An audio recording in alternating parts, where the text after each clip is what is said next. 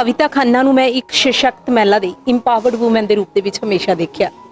ਚਾਹੇ ਉਹ ਦੌਰ ਸੀਗਾ ਜਦੋਂ ਤੁਸੀਂ ਅਨਮੈਰਿਡ ਸੀਗੇ, ਚਾਹੇ ਉਹ ਦੌਰ ਸੀਗਾ ਜਦੋਂ ਤੁਸੀਂ ਸਭ ਦੇ ਖਿਲਾਫ ਜਾ ਕੇ ਮੇਰੀ ਪਸੰਦ ਹੈ ਤੇ ਮੈਂ ਆਪਣੀ ਪਸੰਦ ਦੇ ਮੁਤਾਬਿਕ ਚੱਲਣਾ ਹੈ, ਉਦੋਂ ਤੋਂ ਲੈ ਕੇ ਹੁਣ ਤੱਕ ਲਗਾਤਾਰ ਜਿਹੜਾ ਹੈਗਾ ਚੱਲਦੇ ਆ ਰਹੇ ਹੋ ਤੇ ਅੱਜ ਵੀ ਬਤੌਰ ਸਸ਼ਕਤ ਮਹਿਲਾ ਹੋਣ ਦੇ ਨਾਤੇ ਬਹੁਤ ਸਾਰੀਆਂ ਤੁਹਾਨੂੰ ਕਠਿਨਾਈਆਂ ਦਾ ਜਿਹੜਾ ਹੈਗਾ ਸਾਹਮਣਾ ਕਰਨਾ ਪੈ ਰਿਹਾ। मेरे माता पिता ने मुझे ये शक्ति दी।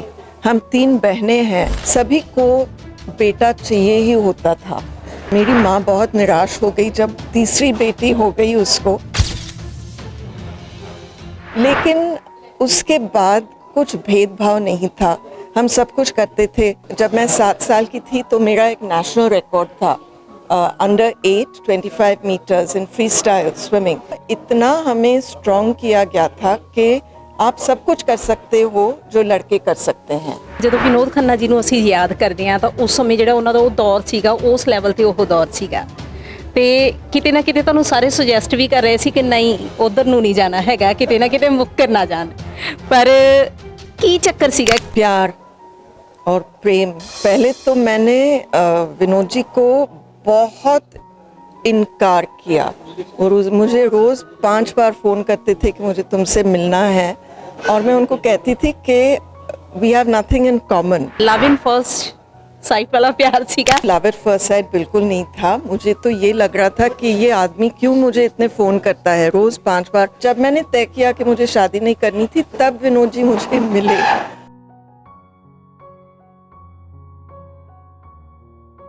मेरा बिल्कुल वो लेफ्ट ब्रेन था, उनका राइट ब्रेन था, you know, completely out of the box. वो इंसानियत थी उनमें, जो उनकी सोच थी उसने मुझे आकर्षित किया। स्पिरिचुअलिटी एक चीज़ जो मैंने विनोद जी से सीखी है, क्योंकि वो ओशो के सन्यासी थी, वैसे भी मैं जैन हूँ और हमारे नानी के घर में एक बहुत बड़ा मंदिर था, पूरे एक बिल्डिंग में पूरा फ्लोर था जहाँ मंदिर ही था।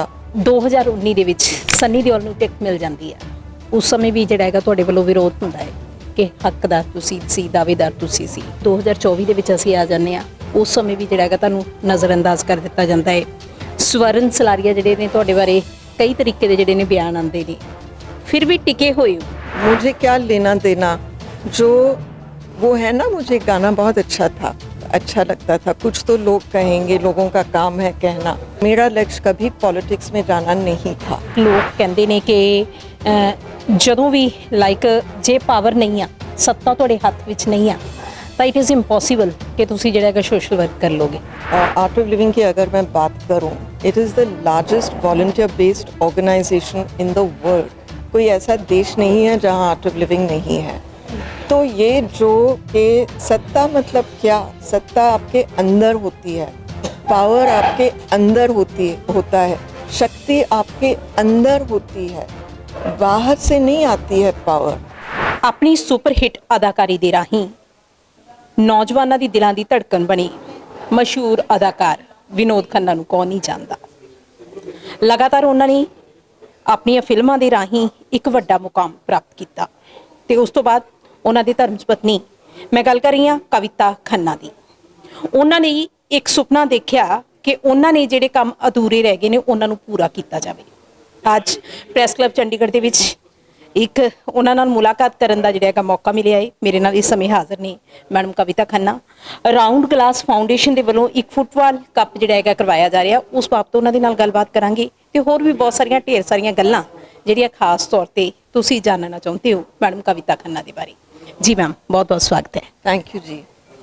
मैम, सबसे पहले मैं आपसे जानना चाहूँगी कि आज की जो प्रेस वार्तालाप रखी गई है वो किस मुद्दे पर थी, और उसके बाद आपसे बहुत सी बातें जो मन में बहुत से सवाल हैं वो करने हैं।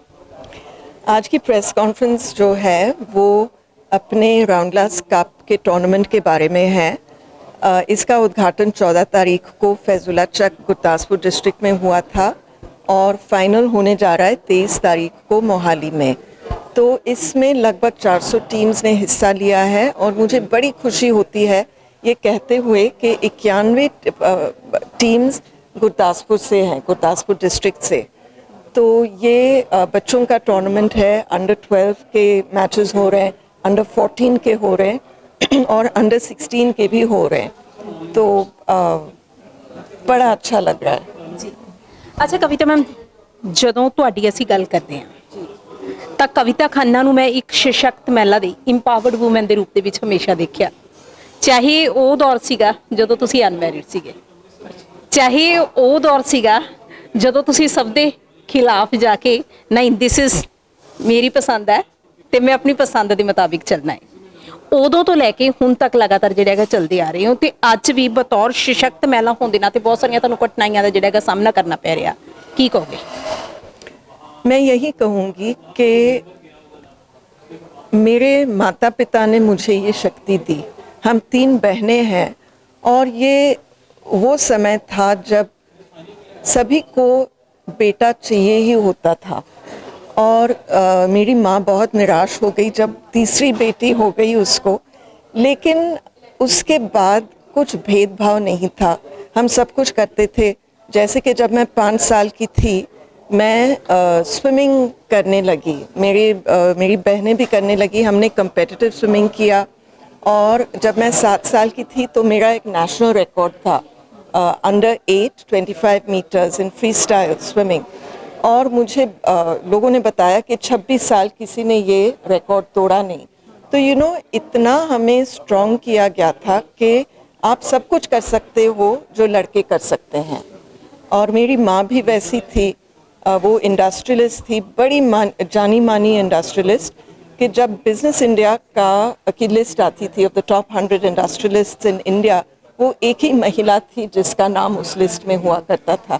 तो हमने अपनी माँ को देखा, she was a path breaker, iconoclast, और मुझे लगता है कि उनके प्रभाव से मैंने कभी नहीं सोचा कि मैं लड़की हूँ और मैं ये नहीं कर सकती हूँ और मुझे यही करना चाहिए।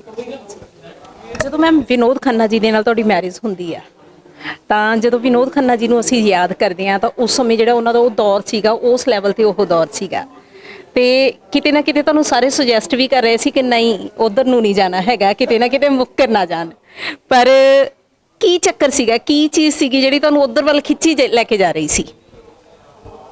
प्यार और प्रेम। पहले तो मैंने विनोद जी को बहुत इनकार किया, और मुझे रोज़ 5 बार फ़ोन करते थे कि मुझे तुमसे मिलना है, और मैं उनको कहती थी कि we have nothing in common, क्यों मैं आपसे मिलूं। लेकिन जब मैंने उनका स्वभाव जान लिया तो कुछ 6 महीने के बाद हमारी शादी हो गई, और बस तब से आज तक वही है। ਕਿ ਮੈਮ ਲਵ ਇਨ ਫਰਸਟ ਸਾਈਟ ਵਾਲਾ ਪਿਆਰ ਸੀਗਾ ਜਾਂ ਫਿਰ ਜਿਹੜਾ ਹੈਗਾ ਉਹਨਾਂ ਨੇ ਪ੍ਰਪੋਜ਼ ਕੁਝ ਸਮੇਂ ਬਾਅਦ ਕੀਤਾ ਸੀ, ਜਾਂ ਤੁਹਾਡੇ ਵੱਲੋਂ ਪਹਿਲ ਕੀਤੀ ਗਈ ਸੀ ਪ੍ਰਪੋਜ਼ ਦੀ? ਕਿਹਨੇ ਪ੍ਰਪੋਜ਼ ਕੀਤਾ ਸੀ? मेरे लिए तो लव एट फर्स्ट साइट बिल्कुल नहीं था। मुझे तो ये लग रहा था कि ये आदमी क्यों मुझे इतने फ़ोन करता है, रोज़ 5 बार फ़ोन करना। मेरी माँ ने उनको बोला कि प्लीज़ मत करो इसको फ़ोन, लेकिन वो सुनते नहीं थे। और लेकिन वो बातचीत में जितनी होती थी फ़ोन पर, 1 महीने के बाद मुझे लगा कि एक आकर्षण तो नहीं कह सकती हूँ, लेकिन मुझे लगा कि इनमें बहुत ज़्यादा डेप्थ है। और मेरा सारा एजुकेशन और मैं लंदन टॉपर थी स्कूल में, लंदन स्कूल ऑफ इकोनॉमिक्स में की ग्रेजुएट हूँ। मैंने लंदन में 2 मास्टर्स किए, मैं लिंकन्स इन से बैरिस्टर हूँ। फिर मैं अपनी माँ की कंपनी में काम करने लगी, और फिर मुझे ऐसे लगा कि मुझे शादी करनी ही नहीं है, मैं अपने बल पे कुछ बनना चाहती हूँ, ऐसे नहीं। और पता नहीं शादी होने के बाद क्या कर सकते हो नहीं कर सकते हो, तो मैंने तो तय किया था कि मुझे शादी नहीं करनी थी। और जब मैंने तय किया कि मुझे शादी नहीं करनी थी, तब विनोद जी मुझे मिले, और उनमें मेरा बिल्कुल वो लेफ्ट ब्रेन था, उनका राइट ब्रेन था, completely out of the box. और आप उनको फिल्मों में तो आप सबने देखा होगा, लेकिन जो वो इंसानियत थी उनमें, जो उनकी सोच थी, उसने मुझे आकर्षित किया फिर। और ਕਵਿਤਾ ਖੰਨਾ ਜੀ, ਤੁਹਾਨੂੰ ਚਾਹੁਣ ਵਾਲੇ, ਹਾਲਾਂਕਿ ਹੋ ਸਕਦਾ ਹੈ ਕਿ ਮੇਰਾ ਸਵਾਲ ਕਿਤੇ ਨਾ ਕਿਤੇ ਤੁਹਾਨੂੰ ਬੁਰਾ ਵੀ ਲੱਗੇ, ਪਰ ਫਿਰ ਵੀ ਲੋਕ ਤੁਹਾਡੇ ਬਾਰੇ ਜਾਣਨਾ ਚਾਹੁੰਦੇ ਨੇ, ਕਿਉਂਕਿ ਜਦੋਂ ਅਸੀਂ ਵਿਨੋਦ ਖੰਨਾ ਜੀ ਨੂੰ ਦੇਖਦੇ ਹਾਂ, ਤੁਹਾਨੂੰ ਦੇਖਦੇ ਹਾਂ, ਤਾਂ ਉਮਰ ਦਾ ਇੱਕ ਕਾਫੀ ਜਿਹੜਾ ਹੈਗਾ ਫਾਸਲਾ ਵਿੱਚ ਆ ਜਾਂਦਾ ਹੈ। ਤੇ ਫਿਰ ਜਦੋਂ ਵਿਨੋਦ ਖੰਨਾ ਜੀ ਦੇ ਬੇਟੇ ਤੁਹਾਡੇ ਸਾਹਮਣੇ ਆਉਂਦੇ ਸੀ, ਤੇ ਉਦੋਂ ਫੀਲਿੰਗਸ ਲਾਈਕ ਕਿਸ ਤਰੀਕੇ ਦੀਆਂ ਹੁੰਦੀਆਂ ਸੀ, ਕਿਸ ਤਰੀਕੇ ਦੇ ਨਾਲ ਤੁਸੀਂ ਐਕਸਪ੍ਰੈਸ ਕਰ ਪਾਉਂਦੇ ਸੀ, ਕਿਸ ਤਰੀਕੇ ਦੇ ਨਾਲ? देखो, उनको मैं हमेशा ये मानती थी कि वो विनोद जी के बेटे हैं तो मेरे भी बेटे हैं, लेकिन उनको बेस्ट माँ थी। Geetanjali was the best mother.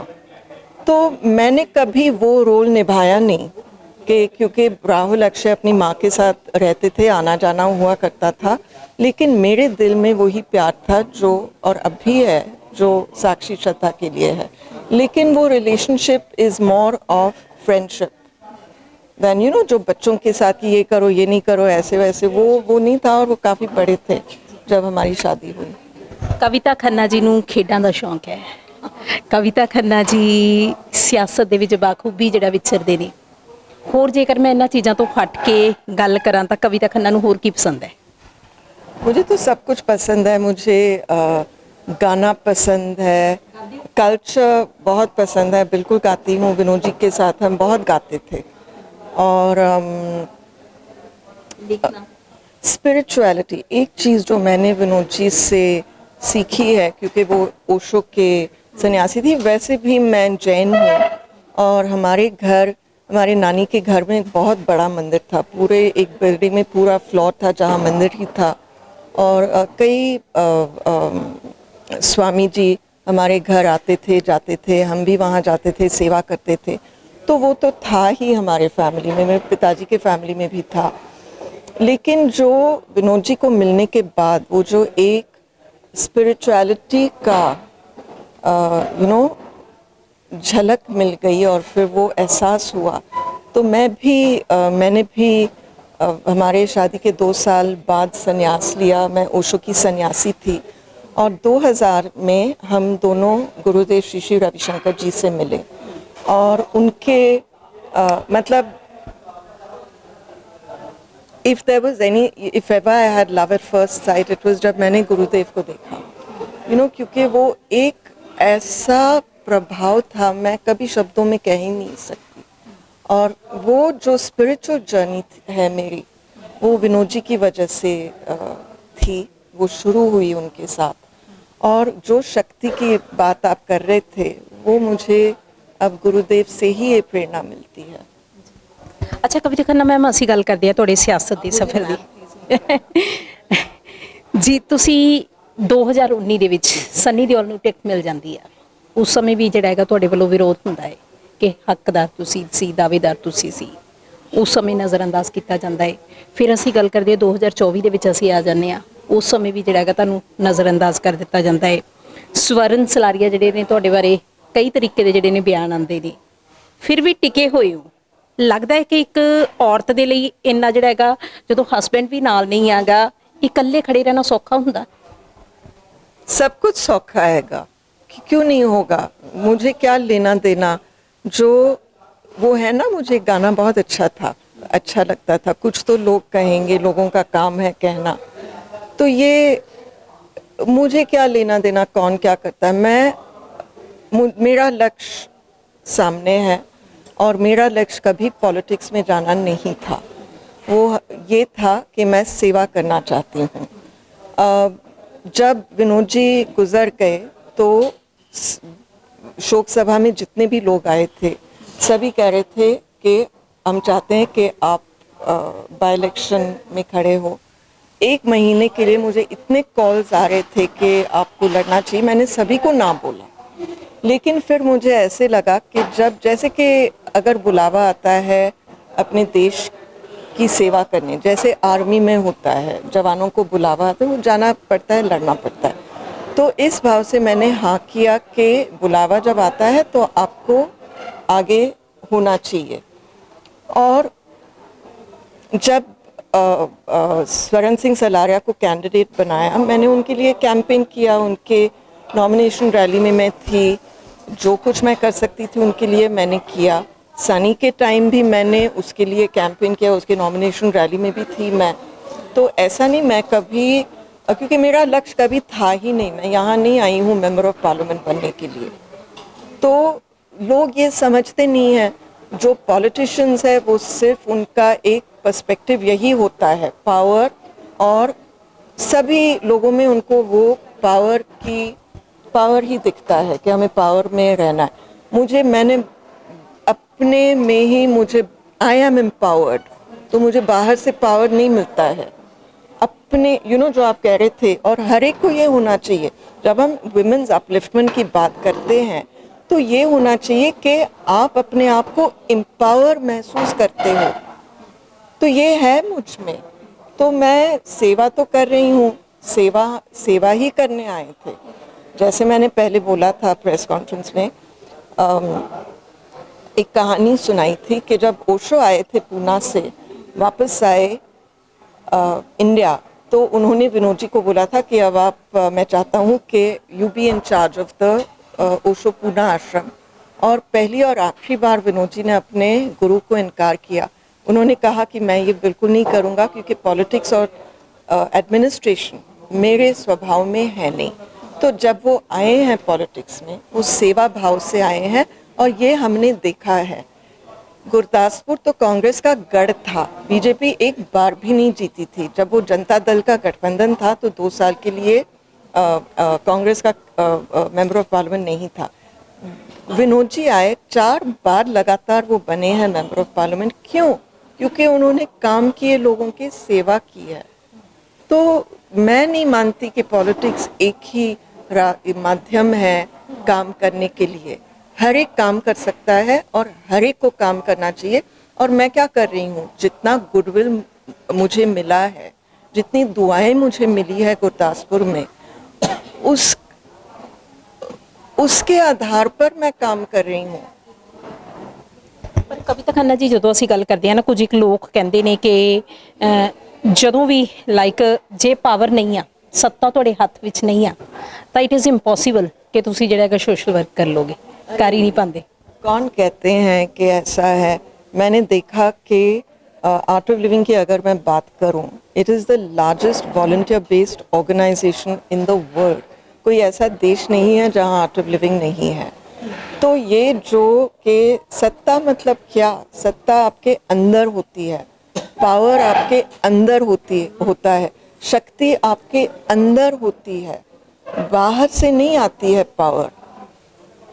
तो पॉलिटिक्स में पावर के लिए आपको पॉलिटिक्स में नहीं जाना चाहिए, आपको काम करने के लिए जाना चाहिए पॉलिटिक्स में। और पॉलिटिक्स बहुत कठिन है, आसान नहीं है।